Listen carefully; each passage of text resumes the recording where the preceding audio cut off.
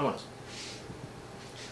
Buenos días. Hoy, domingo 25 de julio del año 2026, vamos a iniciar nuestra escuela dominical virtual con precisamente el tema que es la sabiduría de Dios, sesión 2 del material de Lightwife de la Convención Bautista del Sur.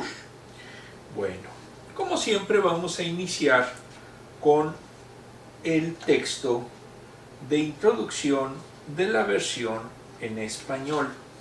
Este tema es hoy muy complejo, les soy sincero, creo que es ahora sí que abusaron los editores, porque este es prácticamente de filosofía, pero esperemos que lo entiendan.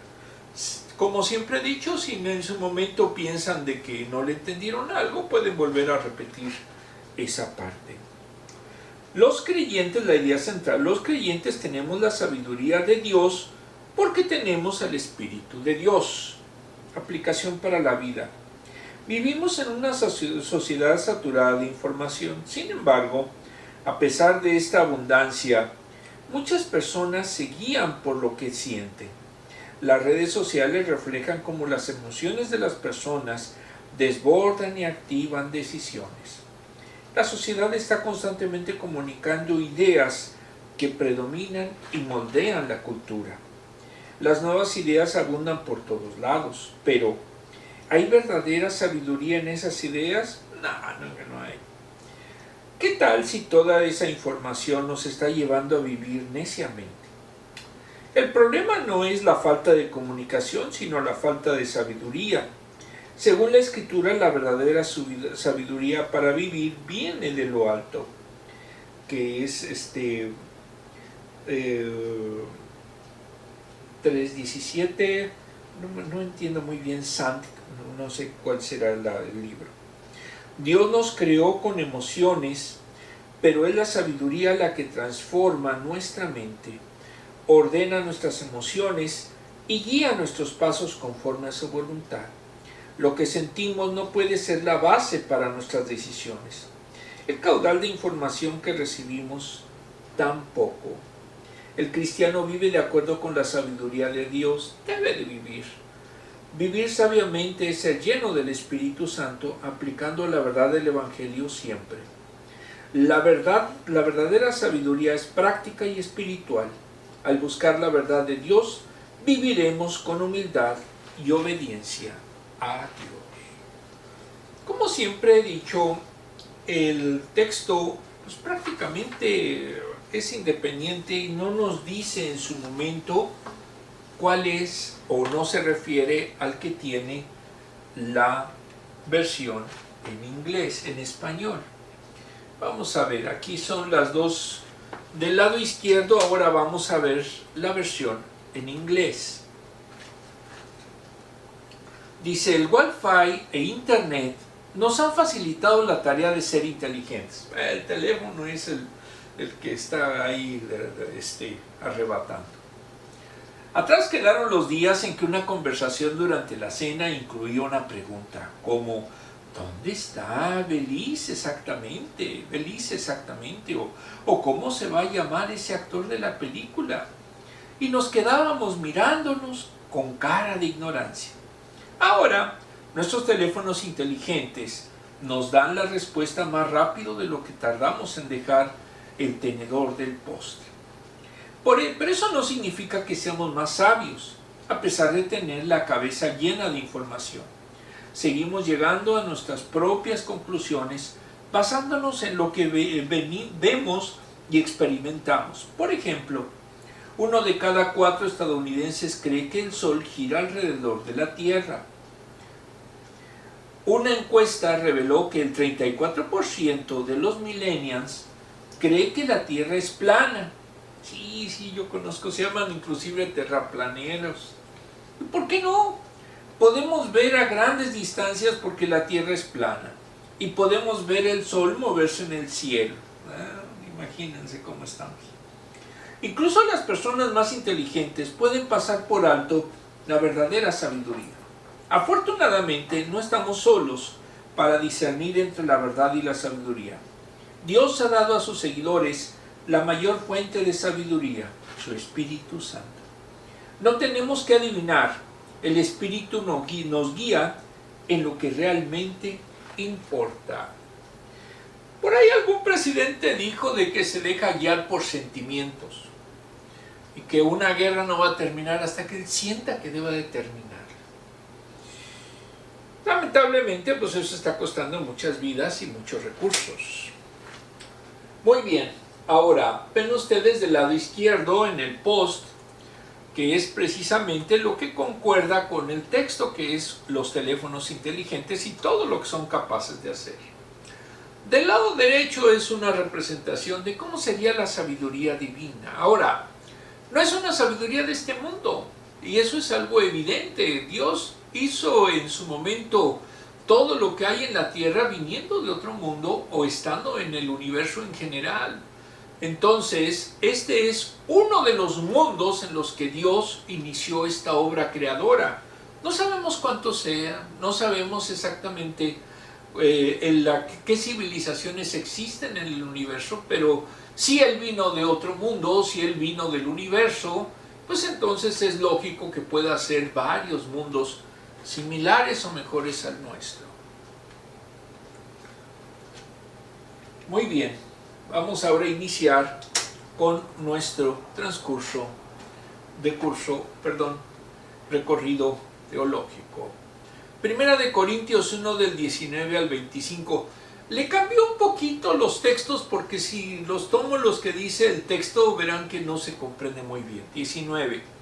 Pues está escrito: destruiré la sabiduría de los sabios, frustraré la inteligencia de los inteligentes. Isaías 29, 14.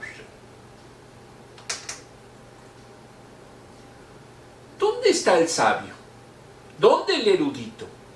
¿Dónde está el filósofo de esta época? ¿No ha convertido Dios en locura la sabiduría de este mundo? Eso se llaman preguntas retóricas, ya que Dios, en su sabio designio, dispuso que el mundo no lo conociera mediante la sabiduría humana, tuvo a bien salvar, mediante la locura de la predicación, a los que creen. Los judíos piden señales milagrosas y los gentiles buscan sabiduría.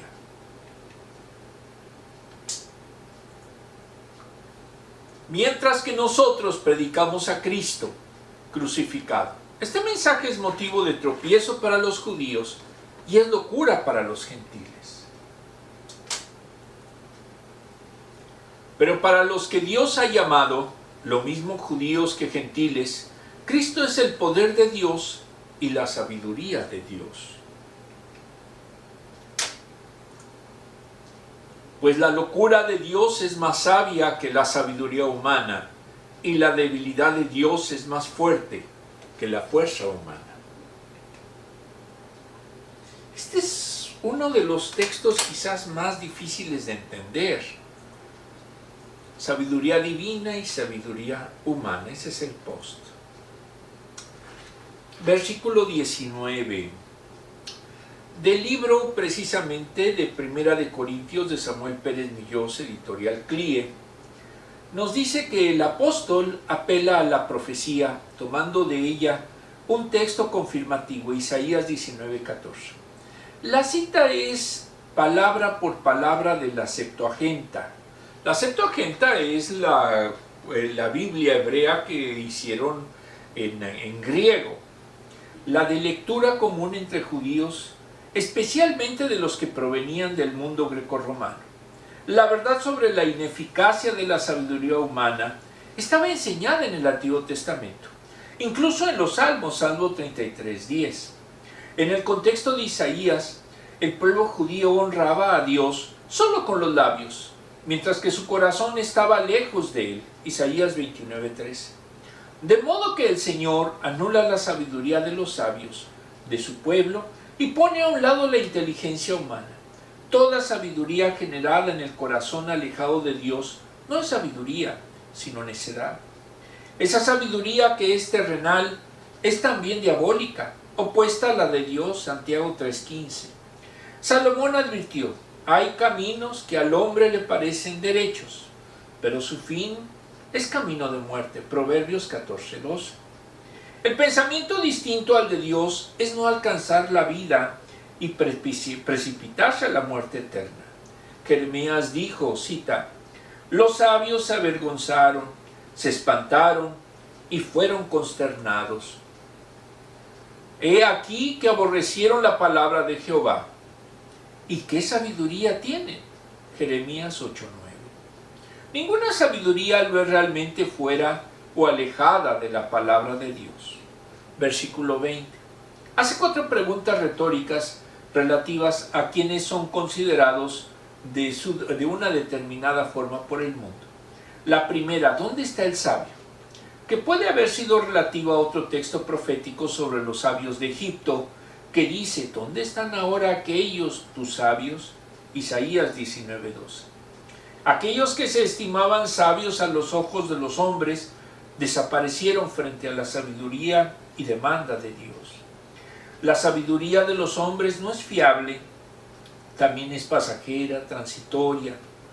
En ese tiempo eran los filósofos, pero su sabiduría se ha hecho vana por Dios, porque es incapaz para la salvación del hombre. La segunda se refiere al escriba o erudito, en especial a los escribas judíos, especialistas en la interpretación y aplicación de la ley. Conocían bien el mensaje del Antiguo Testamento, pero se negaban a admitir la palabra de la cruz, que estaba anunciada proféticamente. Estos entendían que el Mesías no podía morir. La tercera pregunta se refiere a los discutidores, es decir, quienes con discursos pretenden debatir el pensamiento de otro. Ya conozco muchos. Son argumentadores del mundo que se oponen a la palabra de la cruz. Contradicen los valores espirituales de la proclamación del Evangelio con teorías físico-éticas religiosas del mundo romano, procurando desviar a la gente del mensaje que los cristianos proclamaban. Pero el camino propuesto por la argumentación no produce la salvación del oyente, ni esperanza de la gloria, ni la transformación de la vida. La cuarta es el resumen de la enseñanza. Dios ha hecho vano e inútil, estéril, sin efecto la sabiduría de los hombres. La sabiduría del mundo es un sistema sin tener en cuenta a Dios. Desprecia y considera locura la palabra de la cruz. Es la sabiduría del necio que dice: no hay Dios. Salmos 14:1. Ahora, racionalmente, humanamente, no es factible que se crea que alguien que fue crucificado sea la fuente de la salvación. ¿Por qué? Pues si él mismo se murió, ¿cómo va a salvarme? Y es ahí donde reitero que tenemos nosotros que estar muy pendientes de cuál es el contexto y cuál es la eficacia de la doctrina que estamos predicando. Versículo 21. De lo anterior se afirma que Dios ha enloquecido la sabiduría del mundo, porque el mundo rechaza la sabiduría de Dios. Y si esa sabiduría es vana, entonces la única alternativa es la sabiduría que el hombre ni acepta ni comprende, considerándolo como algo ininteligible, llamándola la locura de la cruz. Versículo 18. Dios, por el que tuvo a bien salvar a los hombres por la predicación del Evangelio, incluso antes de la creación del mundo, segunda de Timoteo 1:9. Solo se debió a su voluntad, no por alguna causa. La salvación es de Dios, Salmos 3:9, Jonás 2:9. Pablo afirma que la sabiduría del mundo no comprende ni acepta la divina. Dios nos salvó porque quiso hacerlo, es decir, por su pura gracia. Ningún hombre hubiera enviado a su Hijo unigénito para que muriera por los hombres, pudiera rescatar a los creyentes. Esto ocurre por el propósito de Dios. Romanos 1:17, 3:20 al 24, 28, 10:5, 9 y 13 y 11:6. Se proclama en el Kerigma, es decir, la proclamación del mensaje de salvación, que el hombre desprecia para sustituirlo por el suyo, absoluta y totalmente ineficaz para salvar al pecado. Por eso, Dios considera despreciable la sabiduría de los hombres que rechazan la suya. Versículo 22. El amor hace notar que lo que realmente desea hacer el mundo, el autor hace notar lo que realmente desea hacer el mundo.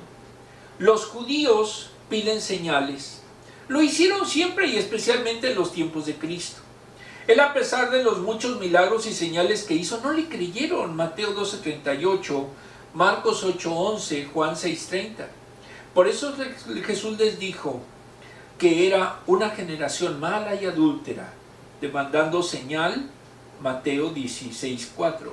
Y se las hizo y no le creyeron. Querían señales, pero negaron la señal de Dios, y a pesar de que conocían la Escritura, rechazaron la salvación que Dios les había enviado en Jesucristo. Juan 1:11. Buscaban señales sobrenaturales, pero ni aun así creyeron en Él. Los griegos requerían sabiduría, algo que fuese lógico y razonable. De acuerdo al pensamiento humano, ellos buscaron evidencias racionales. No estaban dispuestas a aceptar aquello que no pudieran razonar y comprobar. Por eso, no aceptaban las palabras de la cruz que Pablo y sus colaboradores llevaban, y que son expresión definitiva de la verdadera sabiduría de Dios. No es lógica ni razonable, de acuerdo a la sabiduría humana, la religión cristiana. Eso es evidente. Entonces, no lo podemos categorizar dentro de esa escala. Versículo 24. Al cristiano no se le manda pedir señales o polemizar en relación con la fe. Eso queda para judíos o griegos. Simplemente prosigue con la predicación de la cruz de Cristo. Fue por medio de la cruz que Dios dio su vida de infinito valor para la salvación de los perdidos. No cumple las exigencias de los hombres, pero proclama satisfechas las de Dios. Proclama el significado de la crucifixión del Señor. Única razón de la predicación bíblica del Evangelio de la Gracia, 2:2. Cuando no tenemos el texto, entonces es de la misma carta. Esa verdad se proclama excluyendo cualquier otra sabiduría de los hombres. Tiene como consecuencia, 1, para los judíos es un escándalo o piedra de tropiezo, porque ellos querían un Mesías victorioso, pero nunca un crucificado, que era señal de maldición. Lo verdadero es que un pecador que tiene un estado de maldición, con Cristo puede venir a uno de bendición y seguridad. Jesús fue hecho por nosotros maldición, Gálatas 3:13 y 14. Y esa roca de tropiezo estaba profetizada, Romanos 9:33. Pero quien cree en Jesús recibe la salvación por la fe. El que lo rechaza es condenado por incredulidad.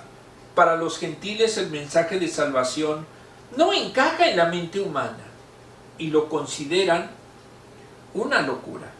Dios da la salvación por gracia mediante la fe. Aceptando el mensaje, se alcanza la paz con Dios. Romanos 5:1. Porque no encaja en la sabiduría de los hombres, se excluye absoluta y totalmente de la obra humana. Hechos 16:31. Efesios 2:8 y 9. Los crucificados eran esclavos delincuentes para los romanos. No es concebible que estando muerto pudiera ser Salvador y Señor. No cuadra, entiéndanlo. Humanamente, de acuerdo a los romanos y a los griegos de aquella época, era imposible esto. Es un escándalo. Versículo 25. Establece como resumen que lo que es insensato para Dios es sabiduría para los hombres. Los hombres consideran la sabiduría de Dios como locura, y esto se refiere a la connotación que tiene la cruz de Cristo. Pero esto es más sabio que cuanto puedan entender y expresar el hombre. La sabiduría del hombre es vanidad, porque desconoce a Dios, mientras que el principio de la sabiduría es el temor al Señor. Proverbios 1:7. El segundo se refiere al contraste de fuerza y debilidad. Lo débil de Dios está referido a la obra de la cruz. A los ojos humanos es debilidad, pero es un milagro. Mateo 27:47. Dios dice 27:42. Dios, esa obra en la debilidad de la carne humana de su Hijo, Hebreos 2:14. Pero eso que aparentemente es debilidad en su mente corrupta y sin entendimiento, es la misma fortaleza de Dios, que es siempre definitivamente mayor que la de los hombres. La fuerza humana es incapaz para la salvación. La de Dios es poderosa para salvar a los que creen. Entonces ya entendemos mejor qué quiso decir la Escritura. Desglose. Como vimos en la sesión anterior, Pablo estaba lidiando con problemas de división entre los miembros de la iglesia en Corinto. Las divisiones son producto de la sociedad humana, necedad humana. Por otro lado, la unidad es un fruto de la sabiduría. Hoy estudiaremos sobre el fundamento de la sabiduría cristiana.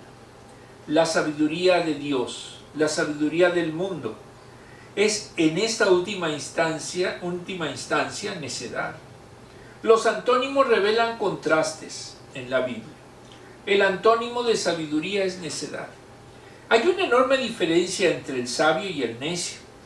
La Escritura describe al necio como aquel que dice en su corazón no hay Dios. Salmos 14:1. Entonces, toda la sabiduría de una persona que está sin Dios es en realidad necedad. Esta necedad no solo se manifiesta a nivel intelectual, sino también en nuestros sentimientos y emociones. Cuando nuestros pensamientos desplazan a Dios de nuestros corazones, la necedad ha tenido lugar. Por el contrario, la verdadera sabiduría reconoce a Dios en todo y vive para su gloria. El verdadero sabio es aquel que entiende y vive para gloria de Dios. La locura de la predicación es el medio para conocer la sabiduría de Dios. Hay un medio por excelencia que a Dios le agrada para salvar a los pecadores de la necedad. Ese medio es la predicación del Evangelio. Las personas no son salvas por lo bonito de que habla un líder o coach. Las personas no son salvas por las cosas espectaculares que pueden ocurrir a su alrededor. Las personas son salvas son salvas por medio de la predicación del Evangelio en el poder del Espíritu Santo. 1 Corintios 1:21. Por medio de la predicación de la sabiduría de Dios que viene a los oyentes, Cristo crucificado, resucitado y Señor de toda la predicación de la palabra, produce lo que salva. Por esto, predicamos el Evangelio, pues es el poder y la sabiduría de Dios que transforma corazones. La verdadera predicación trata sobre Cristo crucificado. No hay mensaje más importante que el mensaje más importante del Evangelio, del Cristo crucificado. El Evangelio trata de Dios vivo que se hizo hombre, vivió sin pecado, murió en tu lugar y resucitó. Solo este mensaje satisface tanto tu mente como tus emociones y te capacita como creyente para vivir para la gloria de Dios. La sabiduría es vivir para Dios. Vives para glorificar a Dios en tanto eres profundamente transformado por su poder. Vivir sabiamente significa recordar diariamente el Evangelio y proclamar: soy amado por Cristo, Él murió por mis pecados, predicó todos los días este Evangelio. Vivir sabiamente implica que esta realidad moldea tu manera de pensar, sentir y actuar para reflejar a Cristo y darle gloria para siempre. Si no lo hacemos, pues no somos cristianos. Si vivimos mundanamente, pues menos. No se engañen, por favor. Vamos a ver preguntas.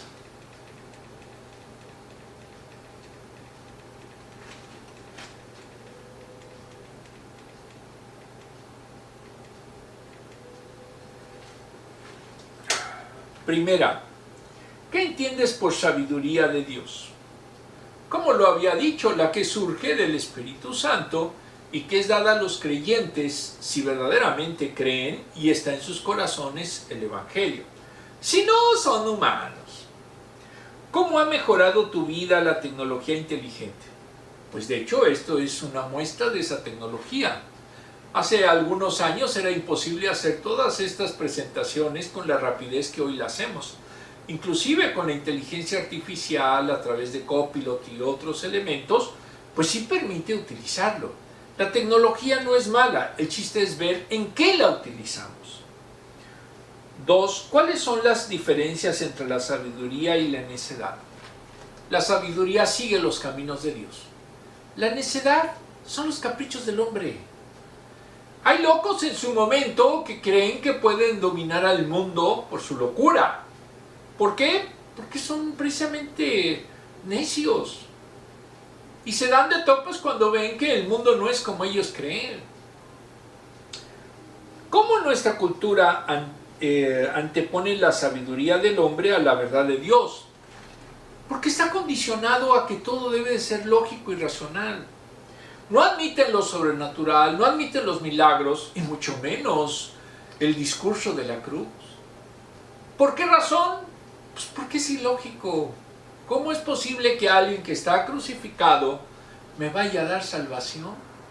No cuadra en ninguna forma. Muy bien. Primera de Corintios 2, del 8 al 11. 8. Ninguno de los gobernantes de este mundo le entendió, porque de haberle entendido, no habrían crucificado al Señor de la gloria. A la sabiduría se está refiriendo.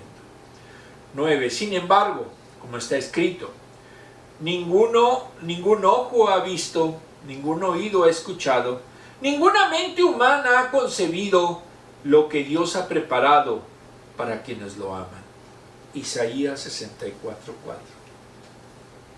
Le faltaron unos versículos, ahorita lo vamos a ver. Ahora bien, Dios nos ha revelado esto por medio de su Espíritu, pues el Espíritu lo examina todo hasta las profundidades de Dios. En efecto, ¿quién conoce los pensamientos del ser humano sino su propio espíritu que está en él? Asimismo, nadie conoce los pensamientos de Dios sino el Espíritu de Dios. Les he dicho, no crean que el Espíritu es una palomita, por favor, es nada más una forma de representación. Versículo 9. El apóstol, como apoyo a lo que afirma, acude a la Escritura, toma la profecía de Isaías y es la unión de varios textos, Isaías 52:15, 64:4 y 65:17.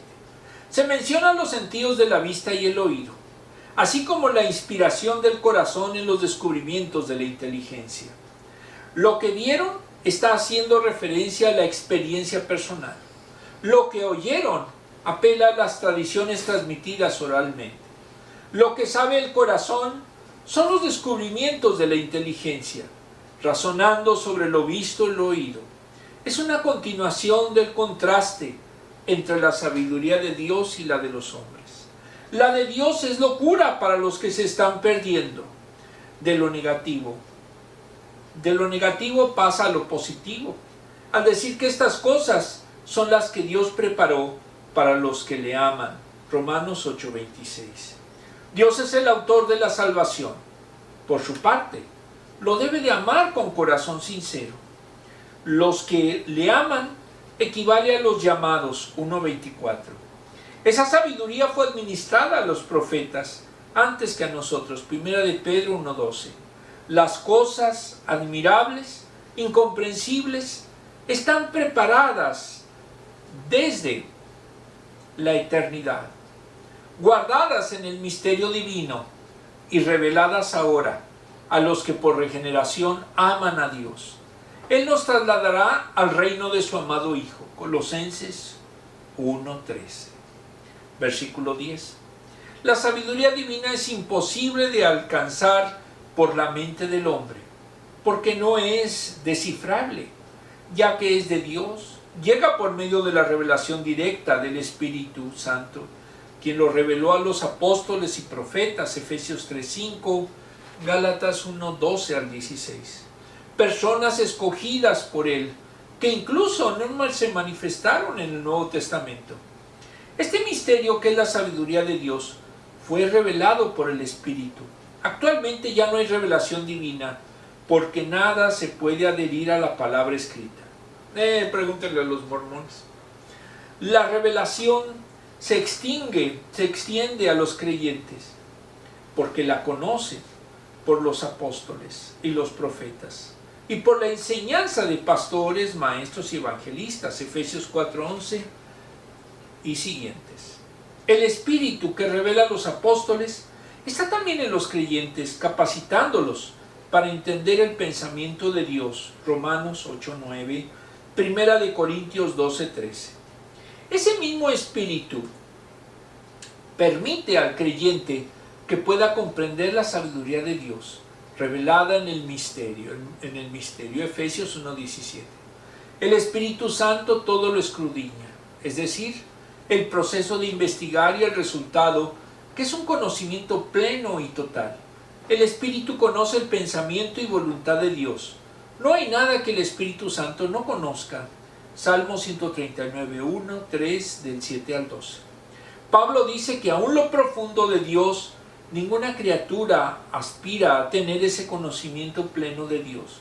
No es fuerza de Dios, sino una persona divina, poniendo de manifiesto las relaciones intratrinitarias en el ser divino. Por eso debemos de guardar silencio frente a la infinitud, de la humanidad frente a la divinidad, de la mente limitada del hombre a la infinita de Dios. Romanos 11:33. En la misma lógica humana, no es posible que algo ininteligible, que algo trascendental, pueda ser conocido por algo que no es trascendental, que es temporal, que es perecedero, como la misma vida humana. Versículo 11. Apela a una pregunta retórica. Así como el espíritu del hombre puede conocer la realidad de la intimidad personal, sus pensamientos, intenciones y deseos del corazón, nadie los puede conocer sino el mismo que los genera. El espíritu conoce la mente de Dios. Pero el hombre es incapaz de comprender la dimensión del ser divino, como lo dijo el profeta Isaías 55, del 8 al 9. El Espíritu Santo, siendo uno en unidad con el Padre y el Hijo, conoce la intimidad infinita de la mente divina. Solo Dios puede revelar su verdad, y esto lo hace por el Espíritu de Dios. Desglose. Primero, Dios ha preparado cosas maravillosas para los que le aman. La sabiduría de Dios es un tesoro profundo que ha sido preparada desde antes de la fundación del mundo. Estas riquezas tienen que ver con el eterno plan de amor de Dios por los pecadores, a diferencia de los regalos humanos que pueden ser procurados poco antes de un evento especial. Los dones de Dios fueron preparados con mucha anticipación, como fruto de su voluntad eterna y amor perfecto. El mayor don o regalo que hemos recibido es la salvación por medio de Jesucristo. Dios mismo, tomando forma humana para vivir sin pecado y morir cargando sobre sí mismo nuestra maldad. Esto es el corazón del Evangelio y su bendición eterna para los que creemos en él. Efesios 1, del 3 al 5. 2. El Espíritu Santo es aquel que nos muestra las cosas maravillosas. Todas las religiones se esfuerzan por llegar a Dios. Sin embargo, la palabra de Dios enseña que es imposible ir a Dios por nuestras propias fuerzas o méritos. Por esto, en su gracia y amor, Dios mismo es quien viene a nosotros. El Espíritu Santo fue enviado por el Padre y el Hijo, y es quien nos abre los ojos para conocer la belleza y sabiduría del Evangelio. La sabiduría humana no es capaz de captar el plan de salvación en su plenitud. La creación misma revela la gloria de Dios, pero no la profundidad de su amor. Para conocerlo, necesitamos a Dios mismo, revelándose a nuestro corazón. Y en esta forma, justamente la obra del Espíritu Santo nos ilumina para comprender y disfrutar de las riquezas y profundidades del Evangelio de Cristo. Primera de Corintios 2:10. 3. El Espíritu Santo conoce lo profundo de Dios. Nadie nos puede revelar la verdadera voluntad de Dios, sino solamente Dios. Debido a esto, así como el Hijo reveló al Padre en la encarnación, el Espíritu Santo revela el corazón del Padre y el Hijo al morar en nosotros. Él no traerá nuevas revelaciones por fuera de la Escritura. Eso es algo que debemos de entender. Sino que nos guiará a toda la verdad inspirada en ella. Gracias al Espíritu, no solo conocemos la sabiduría de Dios, sino también experimentamos su amor, gracia y poder en nuestras vidas. El Espíritu Santo nos lleva a amar a Jesús, a deleitarnos en Él y su obra, y nos da el poder para vivir en comunión con el Señor. Muy bien, vamos a ver la siguiente pregunta.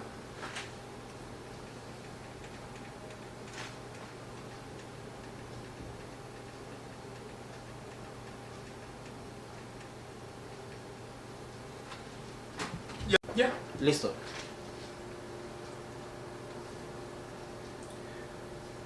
Pregunta, ¿cómo conocemos que hemos recibido la transformación del Espíritu Santo? Simplemente hay que comparar cómo éramos antes de ser convertidos y cómo somos ahora. Si no hay diferencia, pues no hay transformación, no hay realmente redención. ¿Cuáles son algunos de los obstáculos que encontramos para conocer la mente de Dios? Que no somos nada espirituales, que somos demasiado mundanos. Si somos mundanos, júrenlo que no va a haber nada de espiritualidad en nosotros. No se engañen.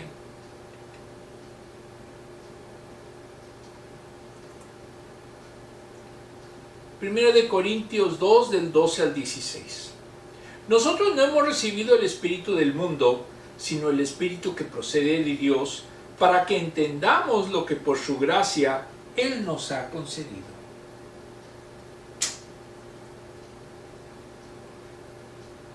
Esto es precisamente lo que hablamos, no con palabras que enseña la sabiduría humana, sino con las que enseña el Espíritu, de modo que expresamos verdades espirituales en términos espirituales. Alternativo, interpretamos verdades espirituales a personas espirituales.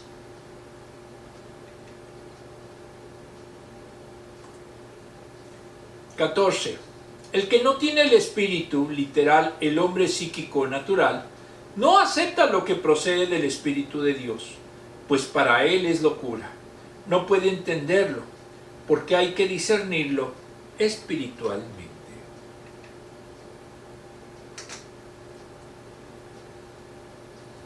(15) En cambio, el que es espiritual lo juzga todo, aunque él mismo no está sujeto a juicio de nadie. Porque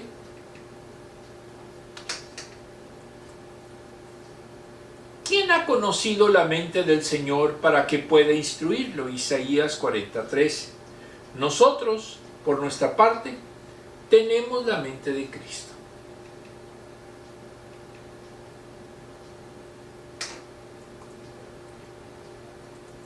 Este sería una reiteración del versículo que hemos visto.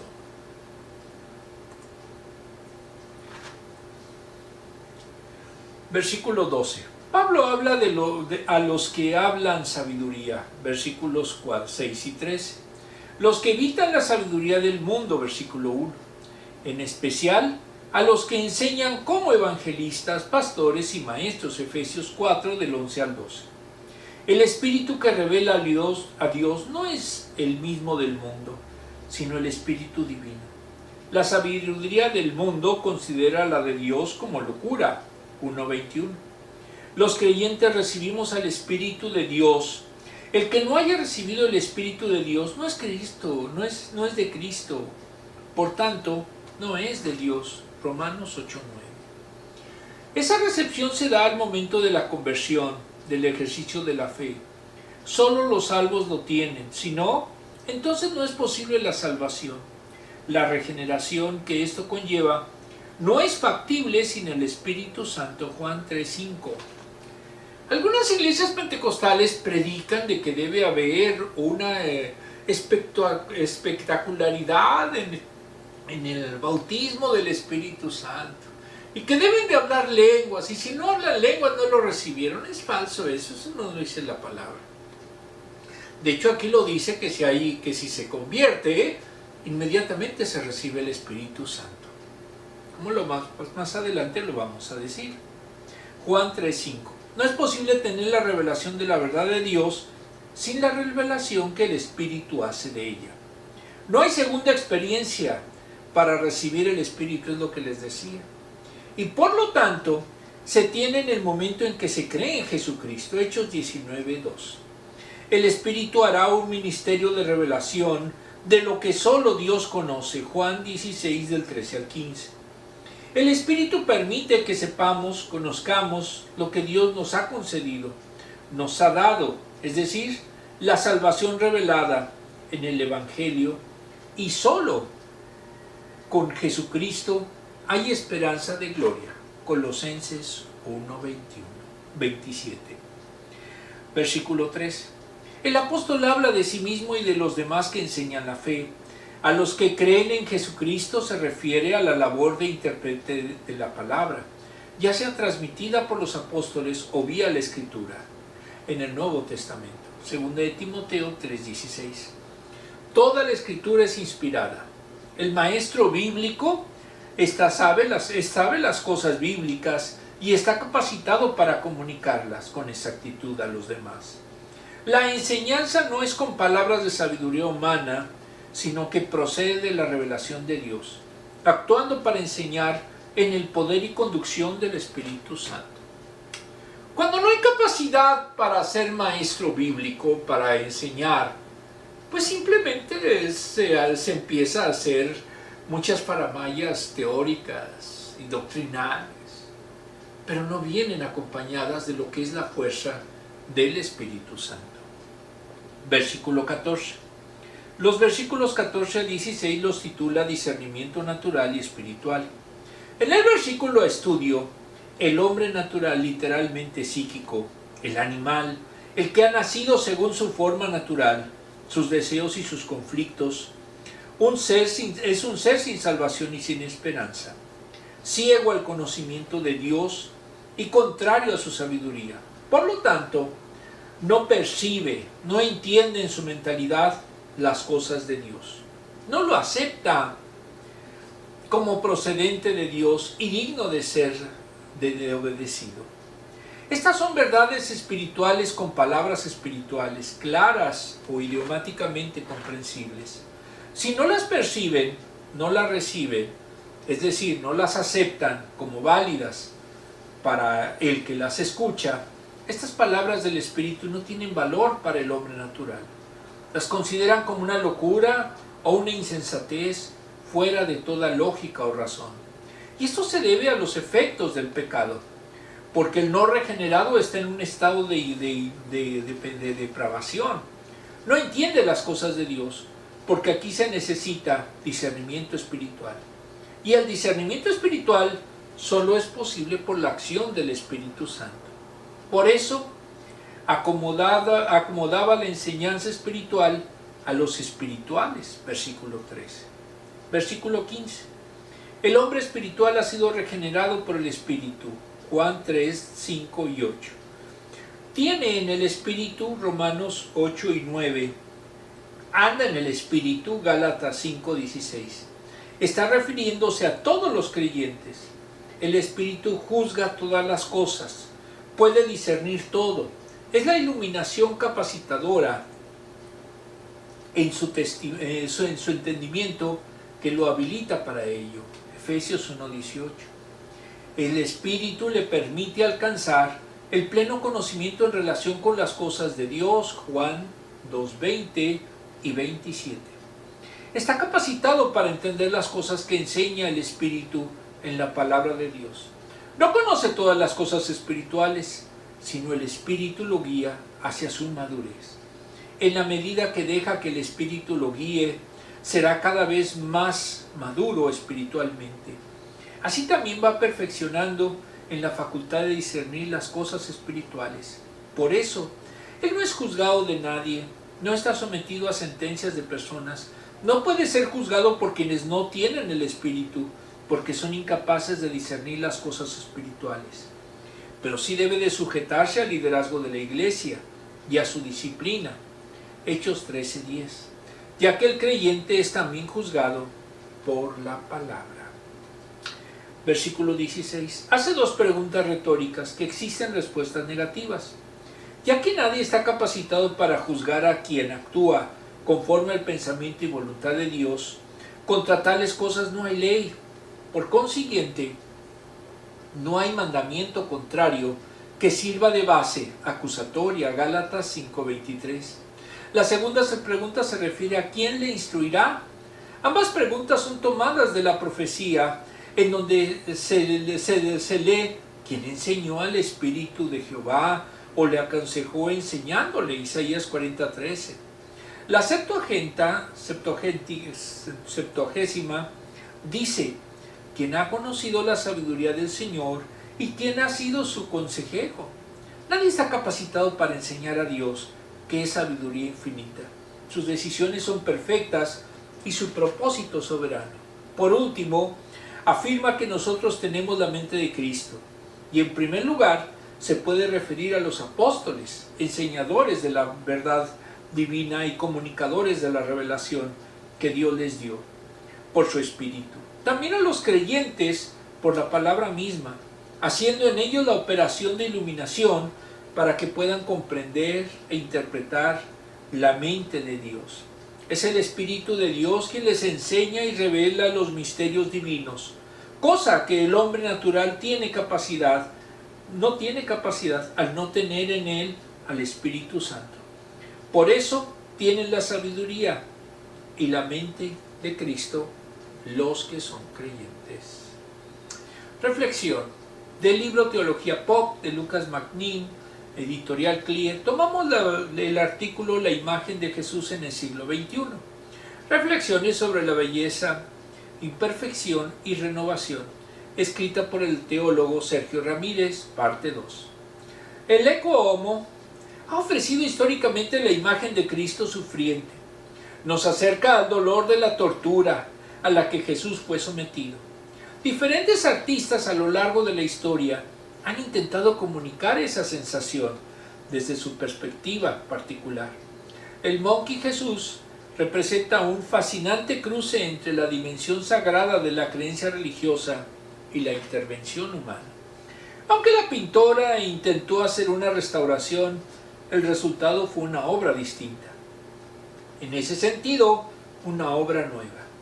Creo que esa novedad nos permite pensar en nuestra relación con las imágenes de Jesús y lo sagrado, y cómo esas imágenes pueden sufrir cambios y nuevas configuraciones a lo largo del tiempo, como sugiere el teólogo y filósofo de la religión John Caputo. La imagen de Cristo ha sido objeto de distintas interpretaciones en distintos momentos históricos y contextos. Nuestra relación con la imagen de Cristo se ve afectada por el desgaste y los cambios culturales. El mismo Caputo destaca la importancia de cuestionar las interpretaciones tradicionales de la imagen de Cristo y abrirse a nuevas interpretaciones que reflejen la realidad y los cambios culturales. Es interesante pensar desde este marco la labor de la artista Cecilia Jiménez, creadora de Monkey Jesús, Jiménez con G. Alguien que con sus buenas intenciones y con su técnica creó sin quererlo y sin saberlo una reinterpretación de Jesús. Es un Jesús que no sufre, que cambia la dirección de su mirada, un Jesús viral, un Jesús meme. Aunque pudo generarnos risas, aquella representación no deja de ser la interpretación genuina de alguien que se atrevió a hacerlo.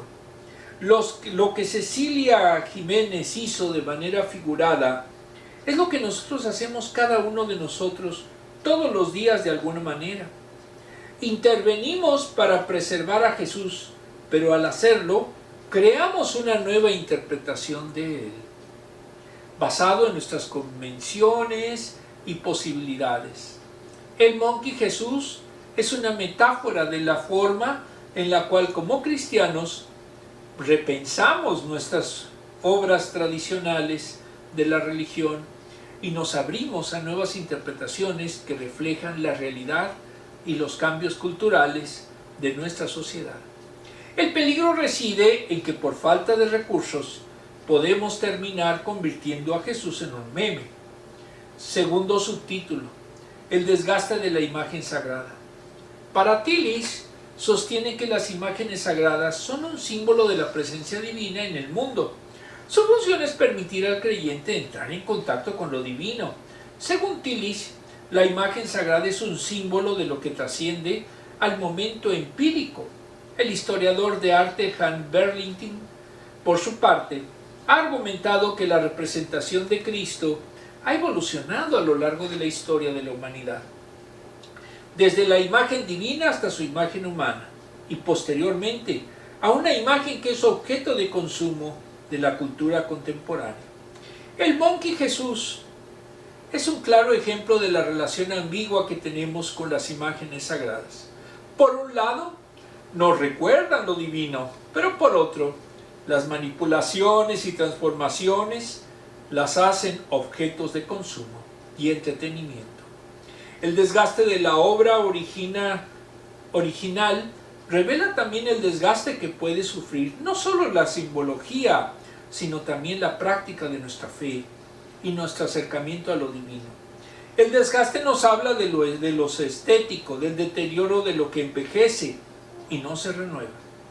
Pero lo desgastado tiene también su atractivo en la medida en que habla de la tradición, de lo inamovible, de lo fundacional. El peligro del desgaste está en creer que nuestro Dios, como el Jesús del cuadro, también se desgasta. Que nuestra fe se puede agotar como una vieja pintura al óleo en un mural. Que el Evangelio ya tiene muchos años y quizás, como crearon el Ecce Homo de Borja, no estaban considerando que duraría tanto tiempo.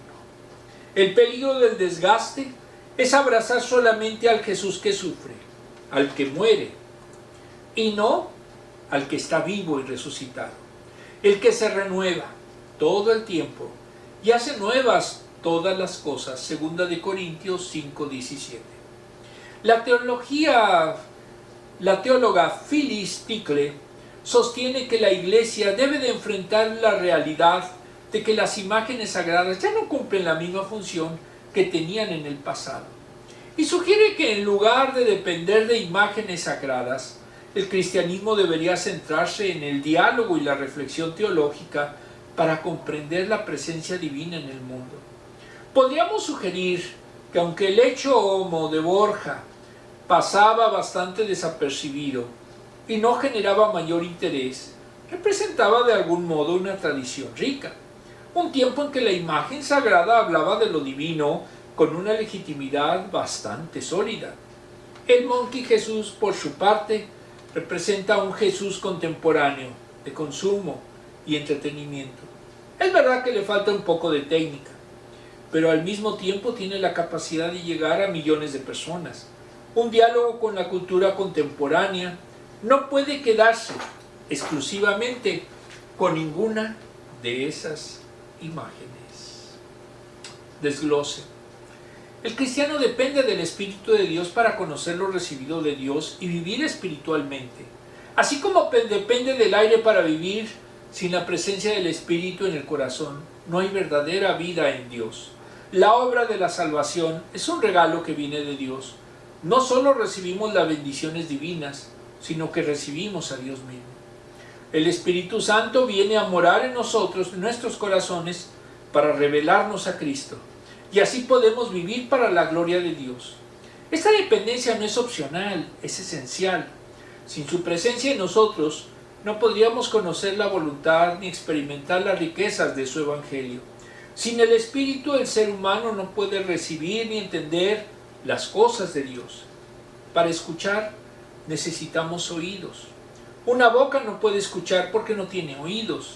De manera similar, los corazones humanos que están sin Dios son rocas insensibles, incapaces de oír a Dios.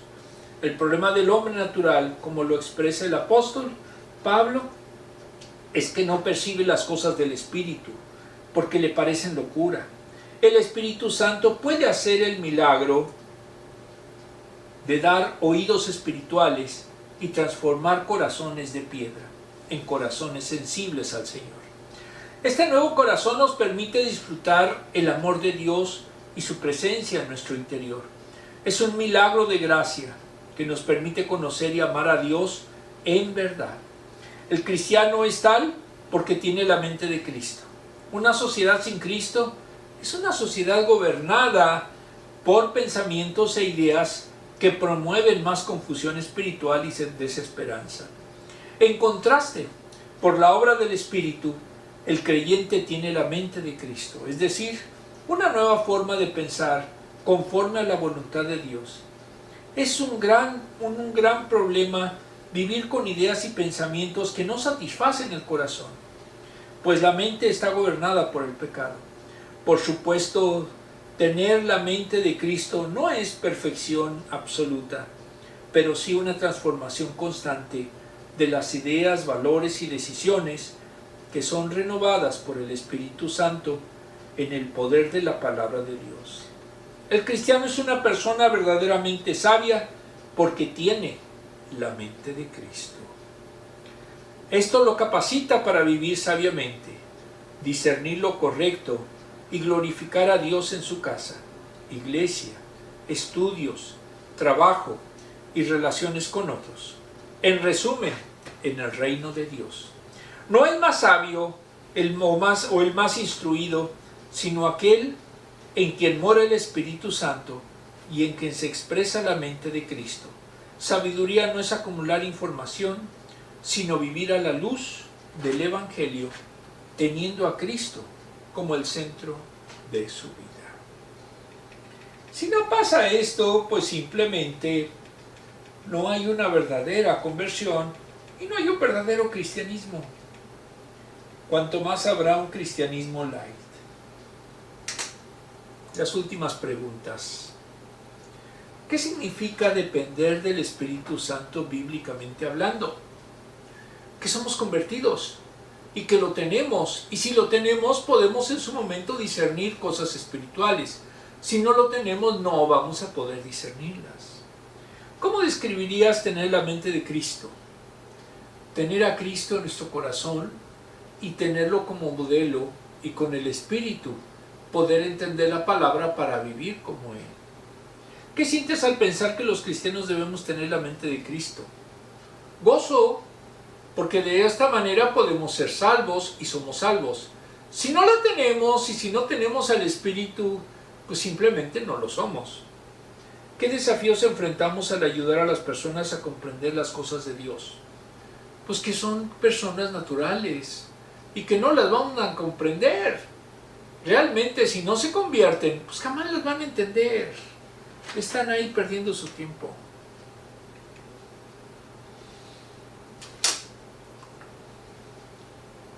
Todos. Primera de Corintios 2:18. Título: Cristo, sabiduría y poder de Dios. Me explico. El mensaje de la cruz es una locura para los que se pierden. En cambio, para los que se salvan, es decir, para nosotros, este mensaje es el poder de Dios. Primera de Corintios 2:18. Vamos a hacer por último una pequeña oración. Amantísimo Padre, te damos gracias porque tú nos has hecho comprender que tener la sabiduría divina es tener en su momento el Espíritu Santo que nos revela tu verdad. No podemos nosotros, por simple inducción lógica, conocerte, porque tú eres el que determina que a través del Espíritu podamos realmente nosotros acercarnos a ti. Y para eso verdaderamente necesitamos ser salvos. Te pedimos, Señor, que tú ayudes a los que aún no lo son para que lo puedan llegar a ser. Todo esto, Señor, te lo pedimos en el sagrado nombre de nuestro Señor Jesucristo. Amén. Nos vemos el próximo domingo.